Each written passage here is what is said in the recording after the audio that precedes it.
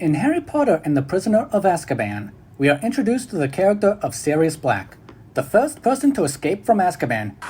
Excuse me, the first person known to escape from Azkaban. Throughout most of the novel, we are told that Sirius Black was a notorious follower of Lord Voldemort, that he was the one who betrayed the Potter family to Voldemort. He killed 13 people with a single curse, and that he was effectively Voldemort's second-in-command. He also killed Peter Pettigrew, leaving behind a finger. We were told effectively to fear Black and what would happen if Harry encountered him. But then, when Harry and Ron and Hermione actually did run into Black, we find out it was Pettigrew all along. And I'll kill Cedric too. Ha! The first 2/3 of Prisoner of Azkaban effectively built up a straw man version of Sirius Black. To those of you who do not know, a straw man is a version of an individual or a group set up in someone's mind, with attributes that either grossly exaggerate or completely misrepresent the actual person. You'll see it a lot in politics. I thought this channel was supposed to be apolitical. Well, it mostly is, though with Hunger Games videos, it's difficult to avoid. Anyway, basically the story spent quite some time building up a murderous version of Sirius Black, only to pull a switcheroo on us and reveal that the real Sirius Black is someone much more kind-hearted. But what if the strawman Black that has been built up was in fact the real Sirius Black? What if he was the one who betrayed the Potters and killed 13 people with a single curse? Now, I am aware of that Harry Potter Folklore already did a video addressing this scenario. But while his video focused on what Black's motivations would have been, and how the continuity would be altered, I'll be focused in maintaining the continuity of the first 2 books and much of the third. The elephant in the room would be Scabbers. Since Black is evil in this continuity, we'll modify Peter Pettigrew's motivation such that he decides to show some backbone in confronting Sirius Black, alerting the Ministry, and distracting Black long enough for the Ministry to arrive. Black throws his curse at Wormtail. This would more or less keep the story Fudge had told in Hogsmeade consistent. As for the fate of Wormtail, either he dies and I have to explain why Sirius Black busts out of Azkaban when he does, and explain some alternative version of Scabbers, or he lives and I have to explain why Lupin doesn't come to Sirius Black's defense. I'm gonna go with the latter option. Let's assume that Black thought Pettigrew was gone, even though he wasn't. What prompts his escape is Fudge's visit to Azkaban and the realization that the man who got him captured and locked up was still alive. Now, the good Black used the knowledge of his innocence to maintain his sanity. The bad Black could do what his cousin Bellatrix did. Wormtail could still be adopted by the Weasleys.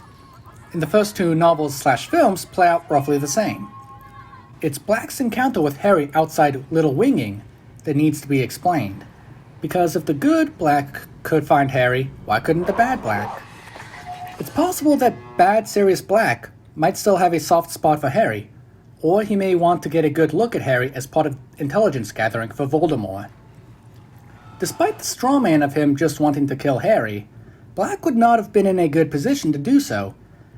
As a wizard, he didn't have his wand, which was being kept by the Ministry. Wouldn't they have snapped his wand? It's what they did to Hagrid. You'd think, but Hagrid was a half-giant and Black was a pure blood, so maybe prejudice played a role. Anyway, as a dog, he probably could have pulled it off, but it would have been messy, likely drawing attention that he was not ready to have.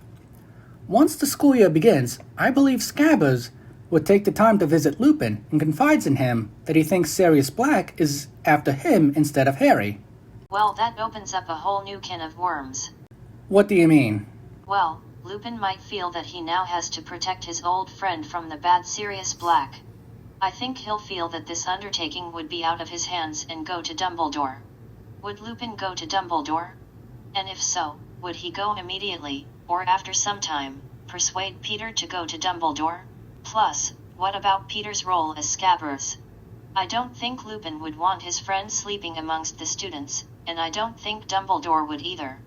And if / when they do go to Dumbledore, does Dumbledore then alert the Ministry of Magic? I don't think Dumbledore would go to the Ministry of Magic. Towards the end of the novel, he was willing to undermine the Ministry, and the Dementors roaming around Hogwarts likely got under his skin. I'll concede that I opened up a can of worms, but I do believe that visiting Lupin would be something a good Pettigrew would do. I'll also concede that the two would go to Dumbledore soon. Dumbledore will take action to isolate Peter Pettigrew from Harry and Ron. Because Dumbledore doesn't want Pettigrew sleeping with his students? I don't think J.K. Rowling was too concerned about that. Dumbledore would likely want to draw Sirius away from Harry. But if Dumbledore wanted to separate Peter from Harry and Ron to keep Black from Harry and Ron, how does Black become aware that Scabbers is no longer with Ron, and how does Ron cope with Scabbers' sudden absence? Does someone tell Ron the truth about Scabbers which could alarm him, or does Dumbledore keep it a secret? I'm starting to think I'm going to need a part 2 to this video. You're going to need a whole series. Part 1 will wrap up what is done with Pettigrew. Part 2 will focus on what the bad Sirius Black does. Okay, so Dumbledore, Lupin, and Pettigrew agree that Pettigrew should be isolated from Harry and Ron. Do they tell the boys or keep it to themselves? Well, Dumbledore kept Harry in the dark throughout the 5th year, and kept Harry in the dark about other matters later on. So it's not entirely out of character for him to keep Pettigrew a secret. I suppose that if Ron's grades start to take a dip, then Dumbledore would attempt to allow Ron some closure on the matter. So ultimately, this is kept a secret? I suppose so. So, what about keeping Sirius Black away from Harry? The only way that happens is if somehow Sirius Black finds out Scabbers no longer hangs out with Ron. Unless Dumbledore uses his knowledge of Sirius Black being an animagus to his advantage. One thing he could do is alert the Ministry. Now, to keep Pettigrew and Lupin safe from legal trouble, Dumbledore can arrange for a tip to be made to Kingsley Shacklebolt. Perhaps Mrs. Fig could be the one who sends the tip. Tell Kingsley that you witnessed Black transform into a dog. Kingsley can report the finding to his superiors, and the Ministry can now act on this information. This makes Sirius Black's entry into Hogwarts tougher.